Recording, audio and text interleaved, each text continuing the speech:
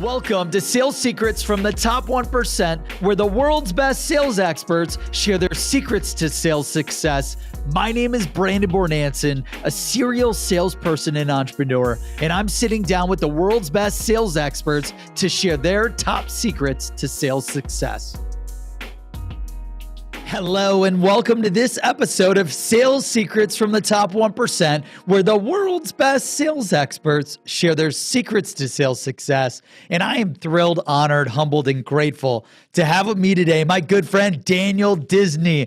Daniel is the meme expert, over 15 years of social selling experience, and he knows exactly what it takes to succeed in sales. He's the CEO and founder of The Daily Sales, arguably the #1 sales blog on LinkedIn and possibly all of social media.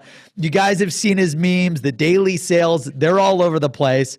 He's also a keynote speaker. I see him like every day speaking on another stage somewhere, social selling trainer, consultant, and soon to be released author of The Ultimate Guide to Social Selling. He's generated over $22 million in revenue directly from LinkedIn. He's amassed over 450,000 followers on LinkedIn within 12 months, trained over 1,000 salespeople to sell on LinkedIn, and globally recognized as a social selling guru, expert, game changer. Daniel, thank you so much for joining us today, my man. Really appreciate it. Just come on for that introduction on its own. That is probably the nicest, best introduction I've ever had. So thank you for having me on today. Dude, we're thrilled to have you, man. Obviously, you know, in the video here for the audience that's listening, he's got some of the top daily sales memes in the background. You know, the audience is dying to know two things, Daniel. Number one, sales secrets from the top 1%, where the world's best sales experts share their secrets to sales success. We got to know, we got to learn, what is your #1 top sales secret? But before you share the goods, I want to know, the audience wants to know, who is Daniel Disney, man? How'd you get started in sales? Where'd you come from? Where have you worked? And what's everything that you've learned from your successes and failures, which we call micro secrets, which led you to today to being one of the top social selling game changers and producer of, you know, nearly 1 million memes on LinkedIn, my man. I'm curious to hear this story of like, take us through the beginning to where you're at today, and we'll inspect each of everywhere you've worked. Yeah, of course. Let me take you through the story of my sales career. I think, like quite a lot of people, I didn't intend to work in sales. I went for my first job at 16 years old at a DIY store that was near to me. Within, I think it was 2 to 3 weeks of working there, just on the checkouts, just scanning goods in and out. The sales manager from the kitchen and bathroom area came over and said, "I think you should come and try working over here," and pulled me into this sales role where I was designing kitchens and bathrooms. And I was 16 years old. I was still in college, still studying, but absolutely fell in love with it. I just went nuts for it. And I was working pretty much every evening, Monday to Friday, whilst at college, full time, Monday to Friday. And then I did the weekends, and, you know, all my friends were, you know, laughing because I just worked. I didn't want to go out and do stuff. I just loved it because of the money, or because of what? It was a mixture of all things. I loved the interaction with people. I loved helping people. You know, people were coming to me and I was designing their kitchens and selling them these, you know, what I thought were awesome kitchens and bathrooms. And the competitiveness, I think, was one of the things that really appealed to me. Being the youngest in the team, the person who technically worked the fewer hours, I was up against the full-timers, but, you know, topping the leaderboard. That's right. Because you were part-time, you were competing with the full-timers. Yeah, I got hugely competitive, and yeah, I fell in love with it. And actually, I bought the first sales book that I ever read, which was the Sales Bible by the king of sales himself, Jeffrey Gitomer. Yeah. And I had in here somewhere one of my first target slips, but it seems to have gone. But anyway, yeah, so this DIY store, it was called Homebase here in the UK, was my first sales role. I was there for 4 years, literally stayed there through college. And that was the place you were doing the DIY stuff? Yeah, the kitchens and the bathrooms. Awesome. Now, did you build a bunch of stuff before, or no? This was like Totally cold, Totally cold. never like created first job, I'd never designed kitchens. I'd never, I had a kitchen at home, but that was it. So yeah, it was a whole cold learning experience. But I don't know, I had a lot of drive and energy, so I learned quickly. I put everything into it, and I got to reap some of the benefits of that. How did you learn to like start reading and studying sales? Did your managers there teach you that, or like, what were some of the biggest things you learned, secrets or failures that you had throughout that 4-year experience? Yeah, I mean, the reading bit came from doing it whilst I was studying. So I wasn't studying sales, obviously. I was studying business and economics. And obviously, whilst being at college, you have reference books, you read, you learn, and you do projects on it. So for me, it was just putting, 2 and 2 together and thinking, well, if I'm doing that for college, why not do it for my job as well and learn and see if I can achieve more with it? So that was what endlessly got me into a lot of sales. Dude, it's funny because that's the premise of this book, right? Like, I studied the greats, read all the different sales books, became a 7-figure earner, and now I wanted to interview all the people I looked up to and read and studied like you and get your top secrets to put it into the secret genius sales idea book, as well. Genius idea. I can't wait to read it. That's awesome, man. So, okay.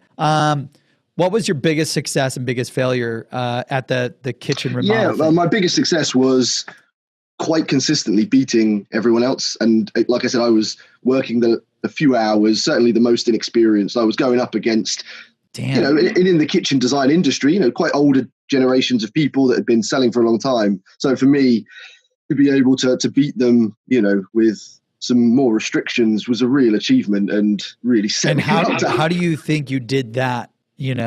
With, you had probably like 1/4 the time, 1/10 maybe the education in sales, right? Maybe, I don't know. If you skilled up so quickly over the 4 years, maybe 10x more education. Oh God, but like, what was like your daily setup, or what did you do differently that got you to number one?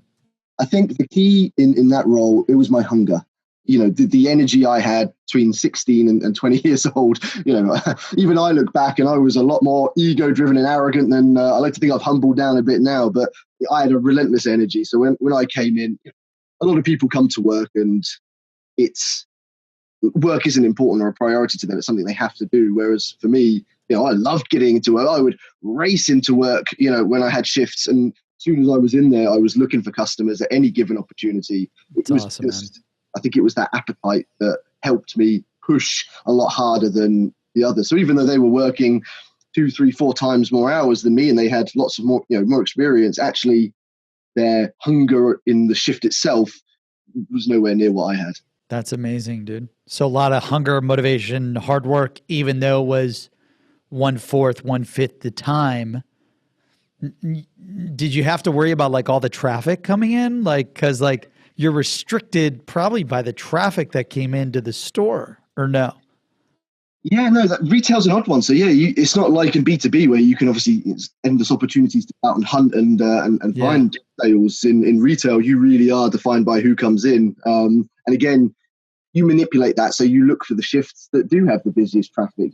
If there is going to be a sale, I mean, in the kitchen industry in the UK, January is king. So, you work any possible big shift every weekend. And, I missed opportunities to go out with my friends. And personally, I don't regret it. For some people, there's no right or wrong choice. But for me, the right choice was to work. And, that helped a lot. Dude, that's amazing. How did you not let that peer pressure? I'm just curious because I'm like you too, right? Like, I ran multiple companies in college and I had to say no to a lot of things. How did you do it? Like with all the peer pressure, the social pressure, how did you just say like, this is more important to me than that? I mean, I don't know. It's one of those things. I think it comes to personality. So it was never a difficult thing for me. I mean, I still had times out. I still had friends. I still went out. Just it wasn't the biggest part of my life. And for some people it is, and that's fine. Like I said, there's no right or wrong.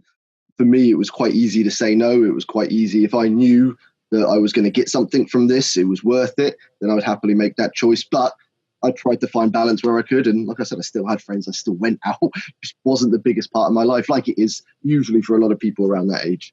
Dude, that's amazing. That takes so much discipline and maturity at that young, Wowland school, dude.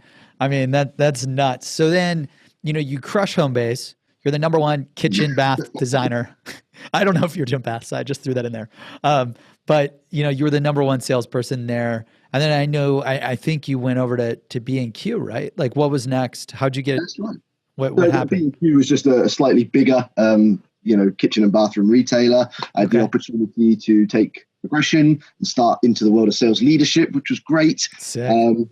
So it was using a lot of the skills and knowledge that I'd gained at Homebase and just take it up a step. And it was amazing. They did a lot more than Homebase did, so it wasn't just selling kitchens. As a company, they were fitting them, and you had a lot of long-term relationships. Plus, we went into trade. And then we're starting to now go into trade, and that again is similar to what B2B is, I guess, compared to B2C. It's where you're starting to go into a slightly more business world. Oh, that's cool. Like working with other businesses to do like their remodeling, or people like big construction companies that are doing a block of flats or wow, dude. Yeah, those are like the bigger, like that's how you go from one residential to like 20. One kitchen to 20 kitchens. Yeah, that's where you start to see. I never thought about that. The money symbols. And I mean it was a learning curve. The trade customer is a lot different to the retail customer. So, John and Ann Smith, who've got a house and they want to remodel their kitchen, is very different to Chris, the construction worker, who's got to build 25 houses, and his needs are very different to theirs. And we'll come to this, but this is where I started to really realize what my number one sales skill is. I won't give it away now, but it'll hopefully make sense as we work through. Nice. I can't wait to dive into it, dude. And what? So I'm just curious, right? So like, what did the consumer care most about? And then what did the construction person who was building the 30 homes care most about, just in your opinion? Yeah, so for the consumer, it's a lot about them, their needs.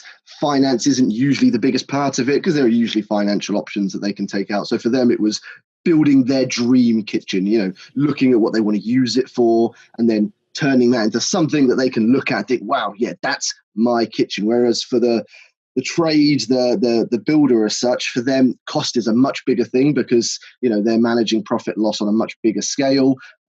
Timing, you need to be able to meet their deadlines. Yeah, so, I was about to say timing and cost probably are number 1 and 2, right? It really is. It needs to look good, don't get me wrong, but, we had a suite of trade kitchens that were designed to be good, cheap, and, heavily stocked. So that's awesome, dude. So you learn how to do the B2B thing with the trade.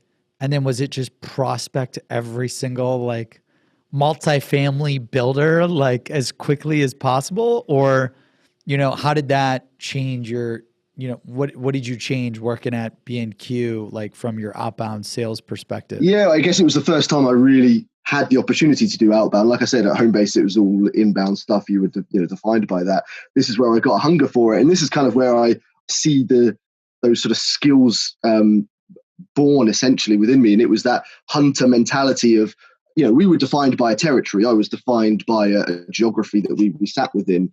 So for me, it was like, right, okay, I need to find every single builder in this geography. I need to see every building, houses that are coming up, everything that I could, and that was it. It was just there was no limit to it. It was just a constant approach of trying to find them, talk to them on the phone. And it's not B2B in its core sense like it is, but it's the first step into that type of world.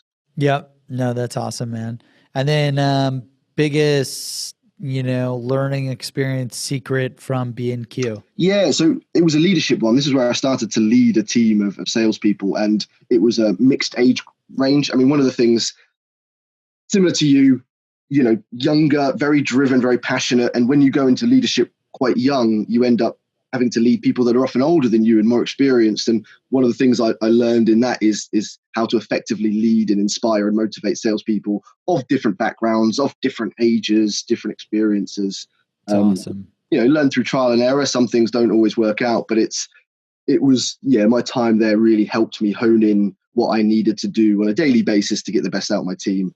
And what were some of those things? Yeah, I treat everyone individually. There really is no blanket when it comes to a sales team. Everyone has their own individual motivations, their own backgrounds, their own needs. So it's get to know and learn about each of them and treat them all individually, but whilst creating a team culture and energy that every time they're in, they're ready and, raring to go. Yeah, I love that. It's some of the best like basketball teams, football teams. I hear about the coaches where they like interview each individual player for hours trying to figure out like what motivates them, what inspires them, what keeps them hungry. And then the coach will customize the game plan to them based on how they play. It sounds like Yeah, that's what you that's did. what I learned there. And it's what I took to every role thereafter. Every time I joined a team, the first thing I did was sit down with everyone individually. And I might spend an hour, 2 hours, 3 hours with them, just getting everything about them on the table so that I could then know what I needed to do to lead them effectively. I love that. It's something that I really haven't done. I got to do that here at Seamless. Like I do it, but I don't do it like really in-depth hours on end, You've discovery got a with my own fast-growing people. team. Yeah. Yeah. Well, That's no true, excuses though, no excuses. So, okay, sweet. And then after that, you head over to Avon. Yeah, that was a really interesting one. It was not necessarily planned, but there was an opportunity to go for sort of an area sales manager role. It was progression. I was very hungry to climb the ladder, but it was going into the world of makeup. I was about to say, dude, tell me about that. How'd you get into that? It was an experience, I'll tell you that. It really was. And there's no sexism about this. It was 95% of their workforce is female. And it's the nature of it, So going into that as a male in a very heavy female workforce was a learning curve. I had a lot to learn. I applied my learnings of, treating everyone individually, but I had 200 salespeople underneath me, a much bigger geography, and a product range I had no experience or knowledge about. It's not some sort of guilty weekend pleasure of mine to put makeup on. Right. That was the biggest challenge I had, in all honesty, with that sort of section of my career, was selling a product and leading a sales team selling a product that, as much as I did my best to learn inside and out and master it, I struggled to a point of really being able to give it 150% that I wanted to give. I'm sad enough. I love kitchens, probably because I did so many years selling them. I love it. I go into a kitchen and I love it. Whereas awesome.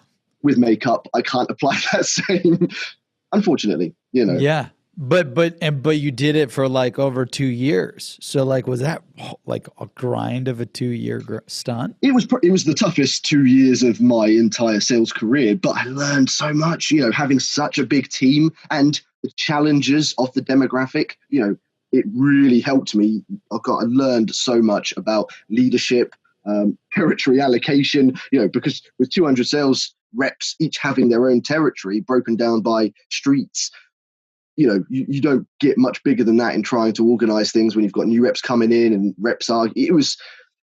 A lot of it was just putting out fires and trying to keep everyone focused. That's funny. So yeah, it was. How many reps were reporting into you at that time? 200. I think it was 202 to be precise. Damn, dude, that's a huge team. It was a big jump. I think it was 15 or 16 at B&Q. So it was a big jump from what I was used to in my retail store to then being on the road for most of the time, leading a very big workforce. It was really hard work, but generated some great results. I took what was a struggling territory and turned it into a very decent performing one, and hired a few men within there as well, which was nice, because actually, men can be very successful in it. Obviously, gender has nothing to do with it. So yeah, I took a lot of good things from it, but it was definitely hard slog.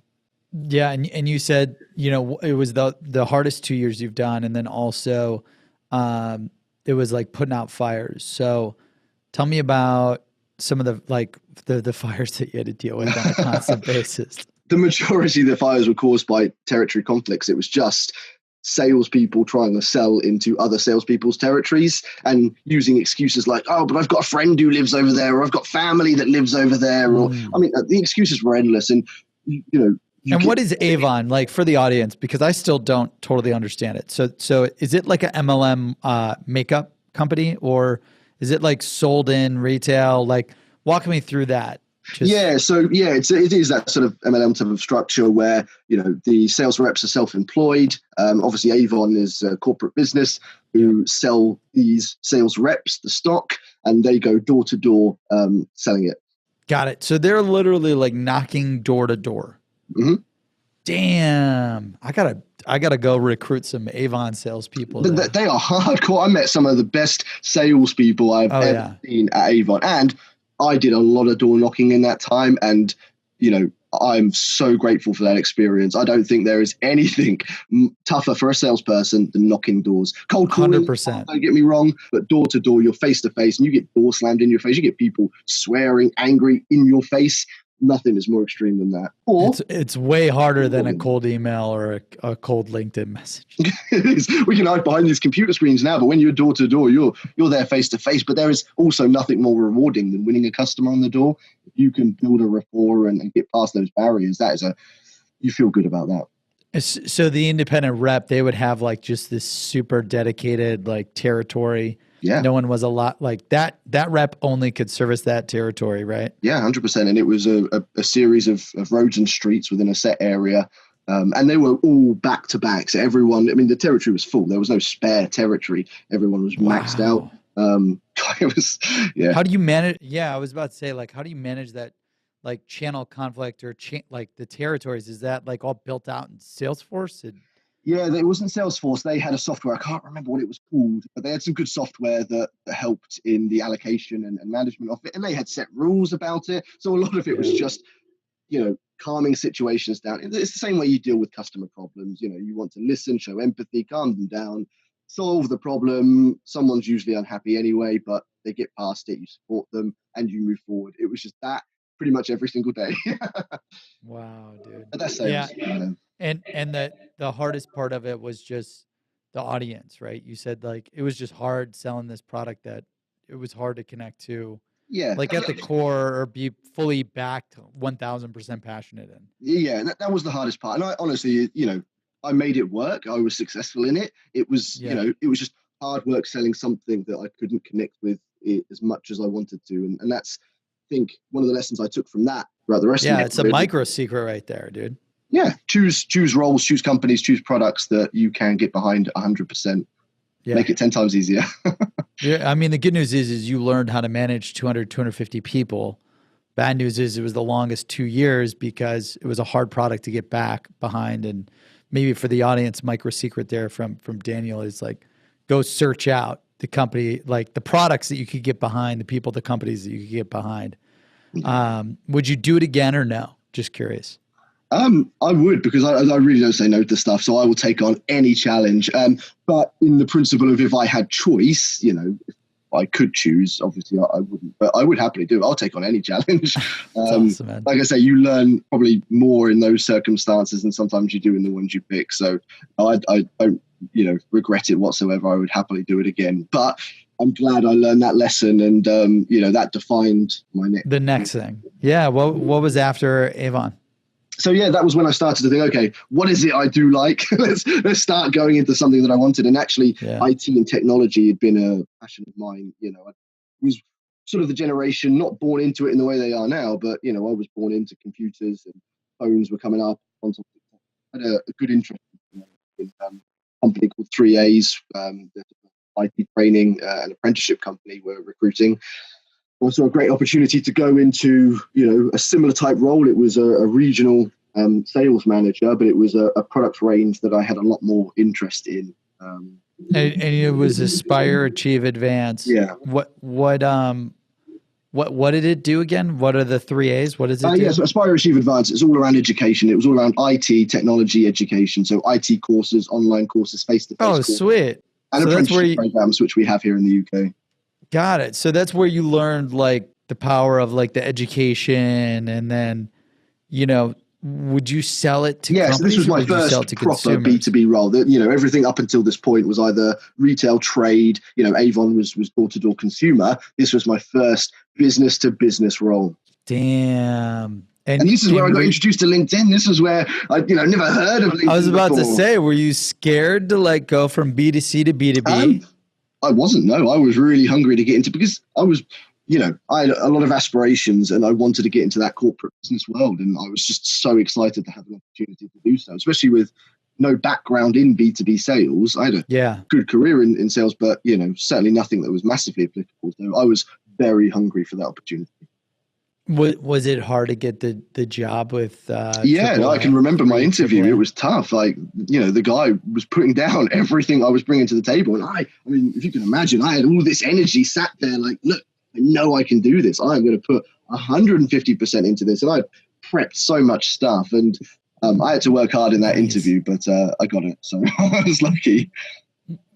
What do you think put you over the edge in that interview? I think it was personality. I think out of all of it, I think and hope he saw in me that nothing was going to stop me. And that is something very, very powerful in sales. You need to have that resilience. Yeah, tenacity, resilience, dude. Some of the top two things I know I personally hire for. So they give you the shot. They're like, look, you have B2C experience and no B2B, but you kind of sold your way into it.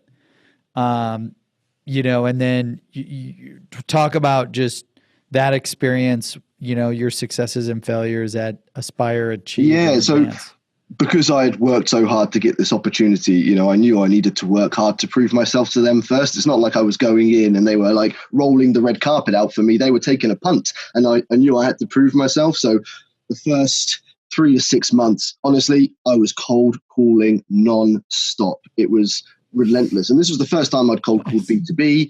The first calls I made were horrendous, but some of the experiences from previous roles were, I knew what I needed to learn to become a master at it.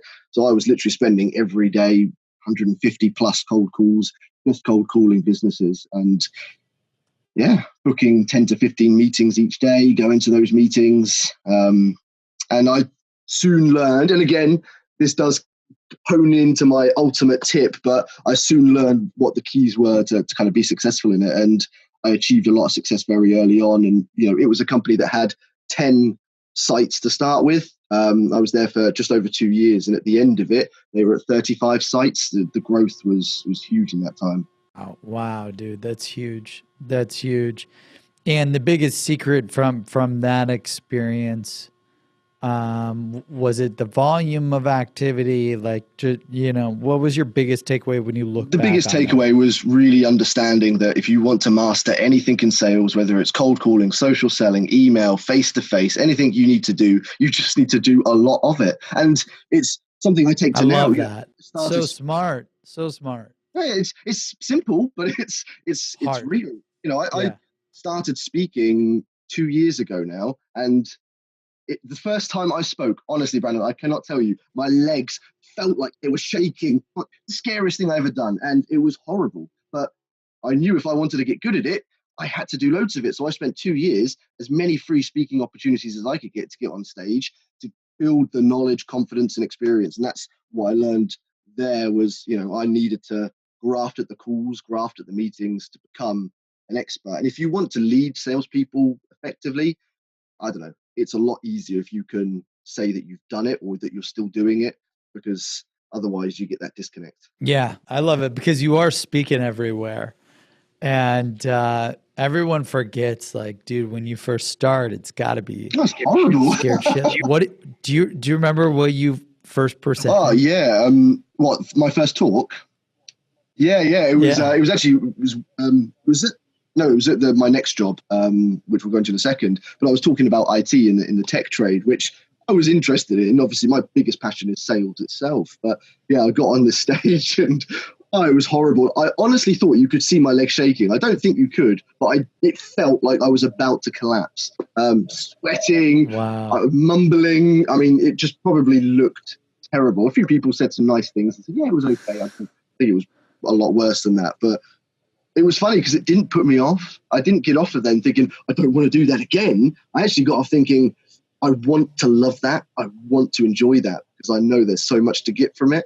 And yeah, it took quite a few to build up that confidence. But I love the stage now. There's nothing I enjoy more than getting on a stage. It's a damn, that's so sick. So you do the Aspire, Achieve, Advance thing, and then you go on to New Horizons, and that's where you had your first opportunity to like speak on stage. So New Horizons I think it's a big company in the US. So in the UK, they had a presence about 10 years ago, and then they sort of totally got shut down.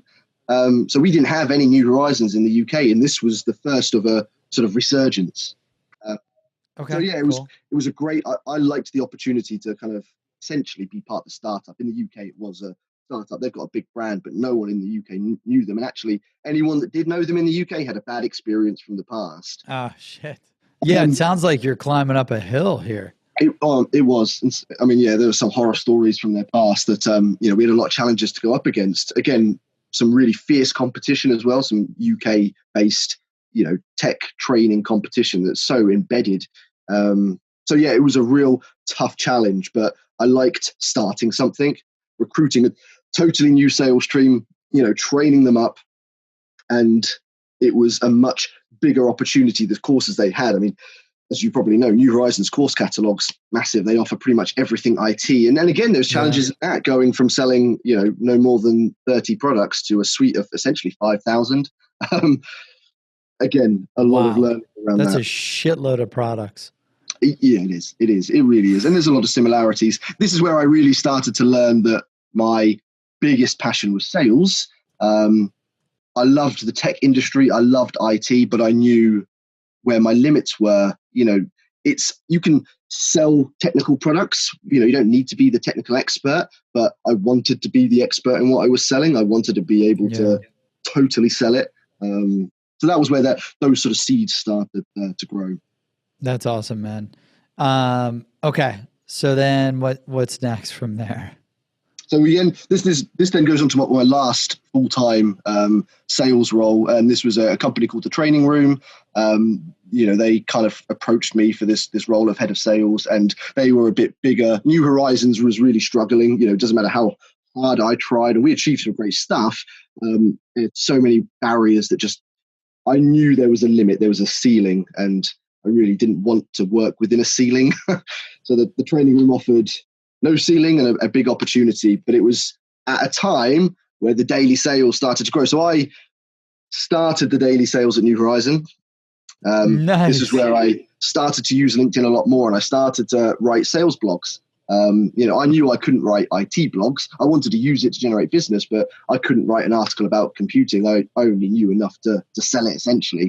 But sales, I had all this passion, experience, and knowledge about. So I started writing sales blogs and set up the daily sales to share the blogs, and started creating memes from my experiences. And it started to grow, quite nicely. And my time at the training. When did you start that? What the blog, the blogging and the memes? Yeah, about 3.5 years ago. So it was literally my tail end at New Horizons. Okay. And then my sort of year, just over a year that I spent at the Training Room. I was working, 6 till 8 every day. It was a tough job, big sales team, tough targets, but every evening and weekend I was grafting for the daily sales. I was creating memes, writing blogs, hilarious, growing it to a point where I was able to then take it on full time, which was January last year that I left the world of full-time employment, left the Training Room. I had a great time there.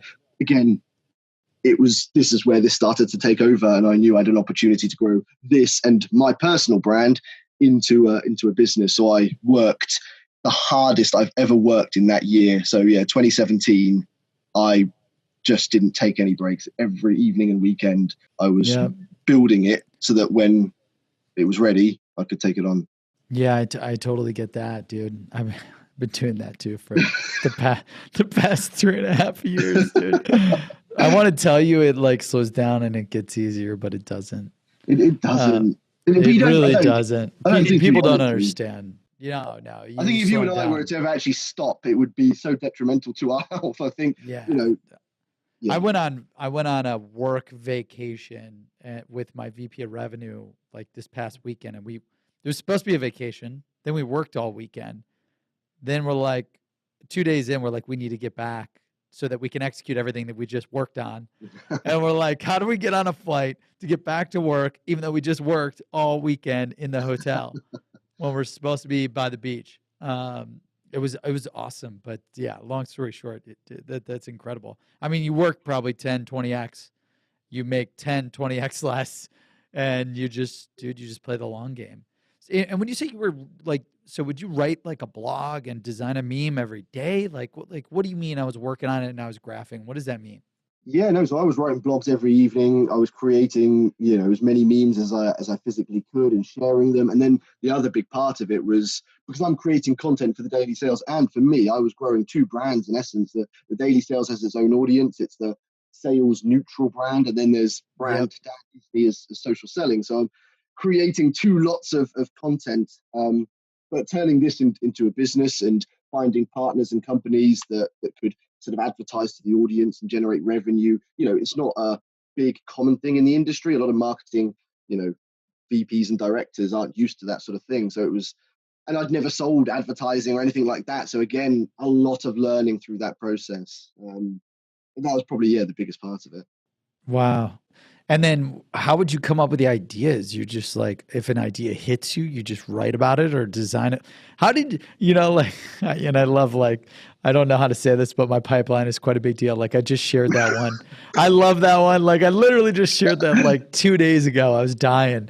Like, where do you come up with these silly ideas for sales humor, man? I don't know. I had someone. Do you know Daryl Prail, the CMO over at VanillaSoft? Yeah. Great guy, and I sent him a few memes because he had a debate coming up, and he said, "You're ridiculously good at making sales memes." And I said, "I know, it's the weirdest talent to have." I think it comes from long career in sales and a genuine passion for sales, and just a genuine interest in, I don't know, pop culture, I guess. So I get these ideas from watching the film. I'm watching Anchorman. I see that bit. Idea pops in my head. I get ideas when I read books, when I listen to podcasts like yours, and I watch these videos. There's ideas everywhere. I think and I do this when I do my talks and my training in social selling. I come from a traditional sales background. I come from a world without social media. And once you go into this world, you just see it everywhere. There's just content and inspiration Everywhere. That's hilarious, dude. So then you create it, you monetize basically in real time. You're just creating this sales content. Now, how did you go full time? Like, you said, hey, I built up the daily sales so big that I was finally able to go full time. Because now you've got 350, 400, 500,000 followers on the daily sales. Like, so what did you do? So I had 160,000 when I went full time. So January last year, 2018, I had 160,000 followers. I had a nice group of companies that were, had some nice advertising packages, and I had secured some opportunities to train or speak across the year. So I'd essentially covered 2018 in opportunities, and that was the big thing for me. I've got two kids and a partner, and oh, that's amazing. I can't just jump out of employment without there being something to offset the risk. And that was what was key. So 2017 was about building those foundations so that I could go into it. And at least if it didn't work out at the end of the year, I could go back into a job. That's fine, but at least I tried it. So it was about trying to find those opportunities to cover that first. So when you're selling the daily sales, like, do people get like a logo on a meme? Like what are the packages that you're selling? They get a part of the newsletter, or how does that work? That was the first thing I ever did. So the first thing I did was I approached a company and put their logo on a meme. And it was the thing I had to learn was, how can I make it benefit that company? How can I make it generate as much for them as possible? So through a lot of trial and error, trust me, a lot of trial and error, what I found to be the best thing is I share content for them. So it becomes a win-win. So I will share an ebook, a guide, a blog, a webinar.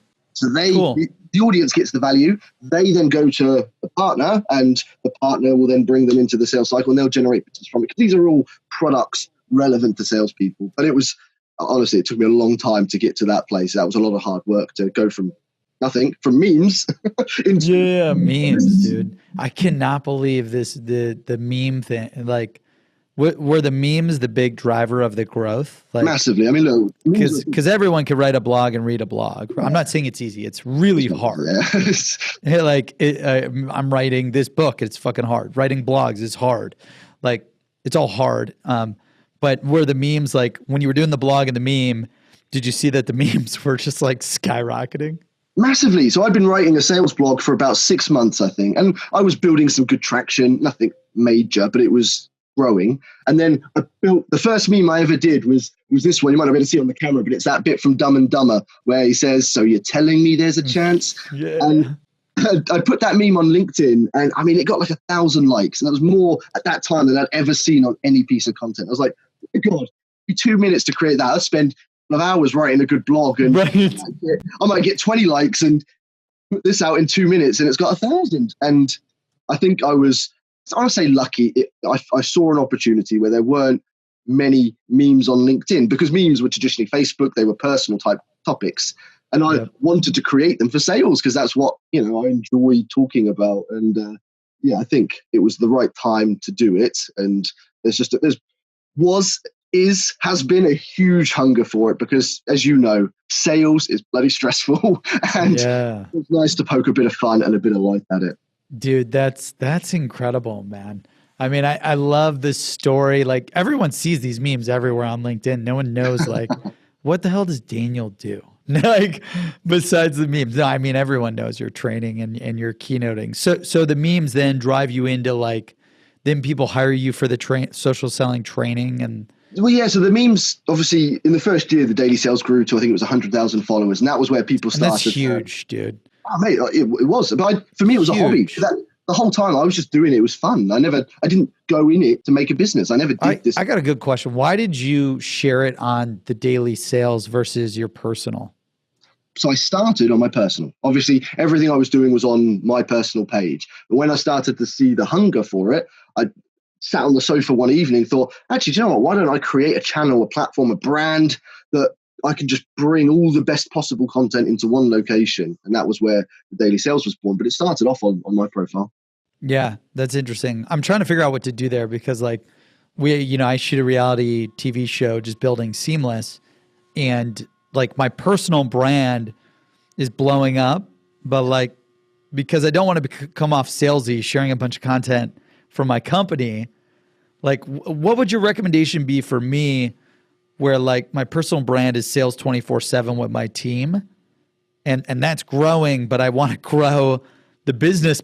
Like I'm promoting the business brand through my personal brand, and all I care about is not building my personal brand, only building my, I'm like, I want to build this brand, but it's like this.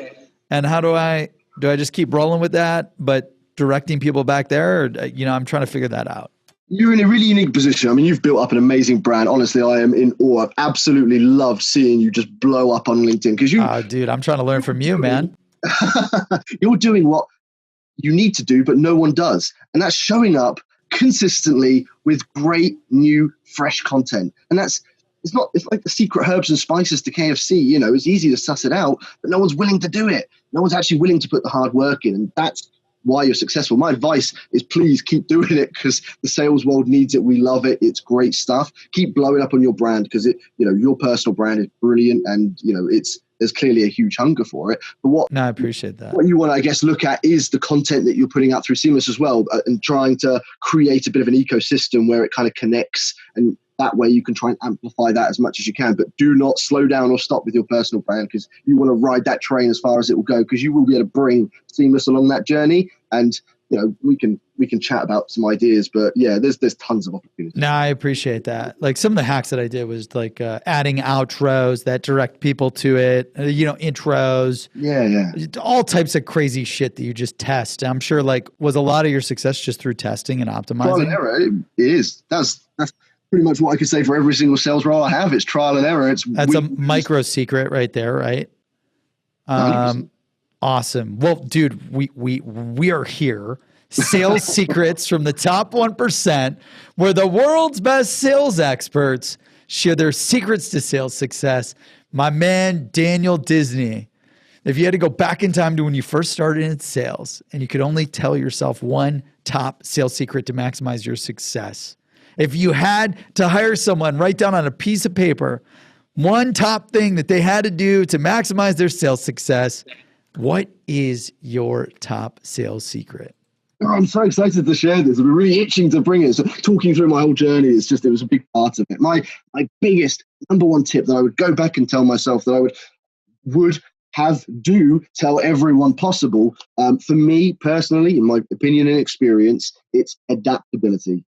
adapting to your customers. If you want to succeed in sales, you need to learn as early on as possible that every prospecting customer is different. If you want to succeed, you need to mirror them. You need to adapt to them. You need to treat them as individuals. And I see this, I experience this. I see this when I go into teams, and so many of them, they're just treating everyone the same. They're just on this sort of autopilot, robotic sales approach. And everyone is different, and it's not difficult. You don't need any crazy skills or personality traits.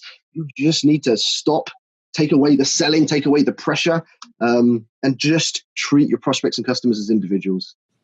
Damn, adaptability. So like literally transforming, it sounds like customizing yourself, the situation, what you're selling, the value, like to each individual personalized customer. Is that what that really means?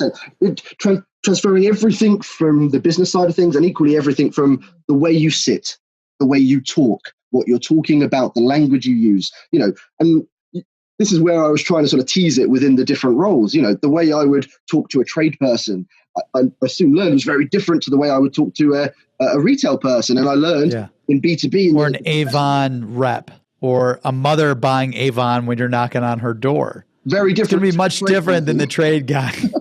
Total polar opposites. Yeah. And so if you want to win, you can't go to them with the same approach. And I see so many salespeople hitting that dead end.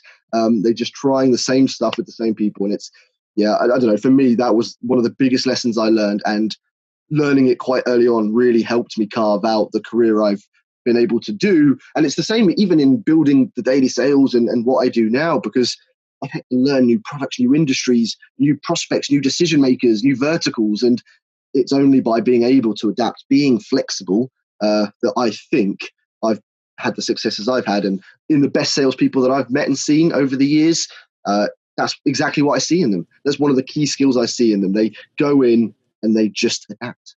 Just adapt. Like, can that be your title? Like, what do you want the title to be of your chapter when it shows your beautiful face and then a big thing? Like, is it just going to say like be adaptable, just adapt? Like, if you had to define it in like a few words. I like just adapt. I think just adapt, like kind of like just do it. Just do it. Just adapt. Just adapt. I'm going to get it on a t-shirt. Yeah, dude, that's what I'm thinking of. And then the social selling logo versus the swoosh. Hashtag just adapt. Yeah, hashtag just adapt, dude. That maybe that's the new title of the next book. I love it. So, what is it? You just have to adapt. And the why is because like every buyer, every decision maker, everyone that you encounter in sales is going to be different. You can't use a vanilla. It's probably like trying to date man, woman, whoever you date. Like, you can't treat them all. They're not all the same. They don't all like the color blue, have, mom, dad, sister, not everyone's the same. You wouldn't go try to date someone that's the same. Like, you customize, you adapt, just like if it was dating or what, I don't know. I don't know why I'm even using a dating analogy, but we see so many great blogs about sales being confirmed to compare to dating. But it's the same with the gym. Everyone is different with their needs at the gym. We all have different things. True. Different bodies, different. Yeah. And I love that. It's exactly the same. Because I work out every day. So like, I totally get it, dude. Like, if you're trying to put on muscle, that's going to be very much different than trying to lose weight. If you're trying to train for a marathon, the formula is going to be much different than, if you're trying to compete in a heavyweight lifting, whatever. And if you're trying to sell makeup to a mother at her door, or if you're trying to sell 100 kitchens to a builder, there's very different conversations. If you approach them the same, I doubt you'd win either. So again, for me, I'm very passionate about that adaptability. I love that. I couldn't shout it enough. I think if everyone listening and anyone who reads this, taking that, hopefully take it the next day whenever you're back on the phones or back in meetings, and just try mirroring more the people, observing how they behave, how they act, and just taking a step back and trying to not say copy it, but just mirror it to the best you possibly can. Yeah, and then tips for the how, right? Because the how is the most important piece of this. Now that we know we have to adapt, why it's important to maximize our sales success, how, in your opinion, are the best ways to figure out who the persona is, likes, dislikes, responsibilities, KPIs. How do I figure that out? And like, how do I figure out how to adapt to them? Like if someone's like, Brandon, you have to adapt to Daniel Disney. Like where the fuck do I start, dude? I don't even know. But you can look at, so a great way to look at this is, the conversation we've had today, we're both very similar. So actually mirroring each other is not that difficult because I think we're both very high energy, high passion, which is good. Makes it a lot easier. But I think if you look back to some of the other podcast interviews I've done and different personalities, you come at it with a different thing. Like the key is to try and suss it out, test the waters in the first few minutes of your conversations. Do they like to talk a lot? Have they got a lot to say? Or do you need to dig for the information? How are they sitting? What's their posture like? What sort of language are they using? Are they, quite well spoken? Or are they, not in a bad way, but perhaps more common and, they're more jokey? Are they swearing? Are they not swearing? It's trying to observe all those little differences because, if you've got someone who's not swearing and you start swearing, chances are you're going to offend them, Yeah. So it's just try and pick up as much as you can. Now, what's great about social is that you can start to pick up those things through content and profiles. You can start to get those ideas of their interests, their backgrounds. And, when you start to get people that are doing video content and stuff, you can tell a lot about them before you see them. So we do have advantages now that I didn't have back then. But it's test the waters, suss them out, and then, adapt. And I mean, you're the social selling guru, right? Daniel just wrote The Ultimate Guide to Social Selling. That's going live any day now. Yeah, right? It's on its way. I'm hoping to get it out. It's probably going to be out around about Easter. That's the plan. It's going to go through a few. That's amazing, man. I'm super happy for you. I can't wait to pick it up. It's about time you stopped speaking on the road. I wish you were here in the States, like right next door, so I could go to some of these sessions. But what's great is you could pick up the book, The Ultimate Guide to Social Selling. Learn everything that Daniel speaks about to all these thousands of sales professionals.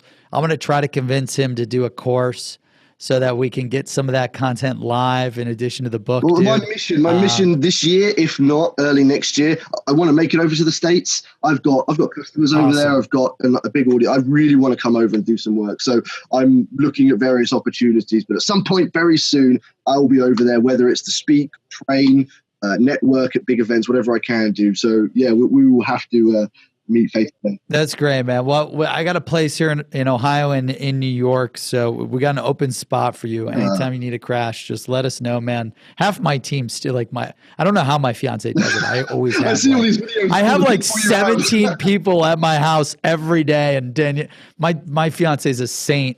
It's not a normal company, but that's okay. Dude, so where can people follow you, subscribe, connect with you to learn more after the show? Yeah, so LinkedIn is my stomping ground. That's where I spend most of the time. That's where I really love. So please do. I've reached my connections limit. So unfortunately, please follow me if you want to follow the content. Follow the Daily Sales if you do work in sales and you enjoy a bit of entertaining sales content. I'm in the process of getting the Dan Disney website finished, which you can then subscribe to. And for me, I just want to share as much good content. I want to help many people as I can use things like social selling and even just sales tips to sell more. That's what my why is. That's what my mission is. I'm going to spend as long as I can helping as many salespeople as I can. Dude, that's amazing. We're on a similar mission. I love that, dude. It's such a big mission. And it's just so funny how you go from selling makeup to, being the author of The Ultimate Guide to Social. Dude, that's another micro secret. One day you could be selling fucking makeup, and the next day you could be coaching, training, teaching, writing stuff that is inspiring educating like tens or hundreds of thousands of people. Daniel's got a following of almost 500,000 salespeople. Yesterday, he was selling makeup door to door. Door to door, yeah. Like literally, like use that as inspiration to say, hey, dude, you can do anything. Just go with your passion, work hard, buy the book, secretsalesbook.com, and learn all of Daniel's secrets. And dude, it's an incredible journey, man. From B2C to B2B to now running your own training company and the social selling masterclass. Like, it's insane, man. I'm really proud of you. First time I've actually shared it in something like this. It's been really good to kind of look back, because you're right. It's been a journey. You and I both know it's hard work, it's hard slog, but again, I think the key for it is that passion. I am genuinely passionate about sales, and not to say it makes it easier, but it's what makes it doable and achievable. That's the fire burning within me, and it burns, a lot. And that will fuel me for years and years to come. So it has been a journey. It will continue to be a journey. Just like you, I have huge, huge dreams and aspirations. And, this is the fire that will fuel me to achieve them. What motive, just last question, what do you think drives the motivation? For the big, because everyone could have dreams and goals, but not everyone has massive dreams and goals, puts them down on paper, and goes after them. What motivate? Why do you have massive goals and dreams, and where does that come from? Do you know what? It's the first time I've been asked that, and I feel like it's a very deep question. I don't think I know the answer to it. I think it's something that I have in me. I think it's something that entrepreneurs probably have quite organically. I can't say I've dissected it or thought about it enough to really realize where that comes from. It's just there. It's just an energy I have. And I know it's something that makes me different, because it's been what's made me different in every job I've had. I was always the first one in. I was always the last one out. I was always the one that would push and work harder than everyone else. So it's something I've always had, but I can't really say where it comes from. It's just there. But that's going to be my mission. I'm going to find. Now you've opened Pandora's box. I'm on a mission to find out where did fire, come from. Because I'm just curious, because you've got these massive goals, these massive dreams. Like for me, my mom passed away when I was 22. So at an early age, I was always scared that I would die not accomplishing my goals and dreams, and then that just made me 100x anything I wanted to do. And I'm my biggest fear is that I'm going to die not accomplishing my mission, or of the big goals and dreams. And I was just curious, was there a life event? Was there, maybe it's your family, I don't know. If you think about it as nothing as sad as that. And sorry to hear that. That's nothing. Oh, dude, no. I mean, I take it as a life experience. It motivates me. Yeah, no, nothing like that for me, but just something there. I will dig it out. I will find it out, and I will let you know. We create a meme about it. Once you find out, dude, post a meme, let us know. And we appreciate it. Look, audience, I got to let Daniel go. Daniel Disney, thanks for hanging with us today. Make sure you connect with him on LinkedIn, linkedin.com/IN/Daniel Disney. His website, danieldisney.net. Follow the Daily Sales, also the dailysales.net. He's got everything posted on LinkedIn at the Daily Sales page. Pick up his book, The Ultimate Guide to Social Selling. And audience, thank you for tuning in to this episode of Sales Secrets from the Top 1%, where the world's best sales experts share their secrets to sales success. Pick up a copy at secretsalesbook.com. That's secretsalesbook.com, secretsalesbook.com.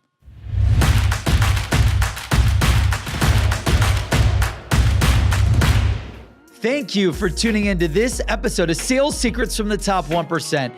We release new episodes every Monday and Thursday, so make sure you subscribe on Apple Podcasts, Spotify, and YouTube to never miss an episode.